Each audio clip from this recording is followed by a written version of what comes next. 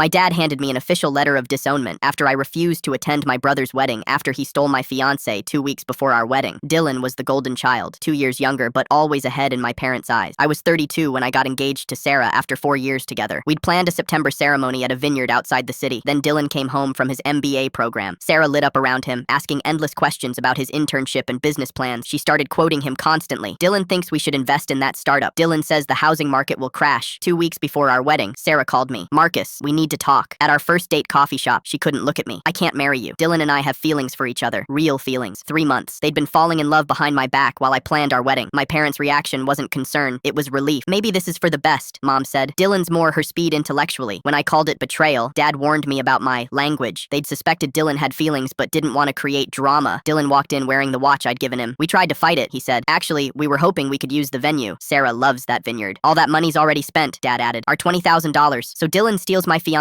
and now you want him to steal my wedding too? Don't be dramatic, Mom replied. Dylan and Sarah are perfect for each other. 2 weeks later, they got married at my vineyard with my guests. My parents posted Facebook pictures. Happy family, perfect couple. 6 months later came another wedding invitation. Mom called. Family is family. You need to forgive and move on. Dad got stern. You're being childish. We're tired of this attitude. If you can't be part of this family, maybe you need to think about what kind of son you want to be. 3 weeks ago, they called my bluff. Dad showed up with an envelope from his law firm. Inside, Marcus Hayes is no longer considered a member of the Hayes family. All financial ties severed. All inheritance revoked. Dylan's always been the better son anyway, Dad said. We should have done this years ago. I smiled. Thank you for making this decision easy. This morning, I woke to desperate banging and 147 frantic messages begging me to stop what I'd started, except I hadn't started anything. All 3 looked like they'd been up all night. What did you tell them? Dad shouted. The Times. The Chronicle. Dylan's hands shook. They're running a story about Dad's firm, the Henderson case. They know everything. The cover-up, falsified evidence, witness intimidation. 23 years ago, Dad defended Robert Henderson, who killed a young mother while drunk driving. Dad buried evidence, paid off witnesses. Henderson walked free. Dad's career took off. You think I did this? You're the only one with access, Dad said. Dylan went pale. Oh God, it's Sarah. I told her everything about Henderson, how Dad built his reputation. I thought she'd be impressed. We called Sarah. After deflection, I grabbed the phone. We're suggesting you're capable of that level of manipulation. Her laugh was cold. You never deserved me, Marcus. You think it was coincidence I bumped into you 4 years ago? I researched you for months, became exactly what you'd fall for. The engagement was fake, all of it. But then Dylan came home with better access to your father's files. She paused. And honestly, more fun in bed. What do you want? Justice, Richard. Elizabeth Henderson was my aunt, your client's victim. My uncle never recovered, started drinking, lost custody of their daughter. He killed himself when I was 16. This was never about love. It was about making you pay. She destroyed Dylan. You served your purpose. You gave me everything I needed. The story ran the next morning. Dad's license suspended. Firm dissolved. Dylan and Sarah are divorcing. 6 months later, I'm doing better than ever. Got promoted, started dating someone who likes me for who I am, bought my own house. Sarah's revenge destroyed my family but freed me from them.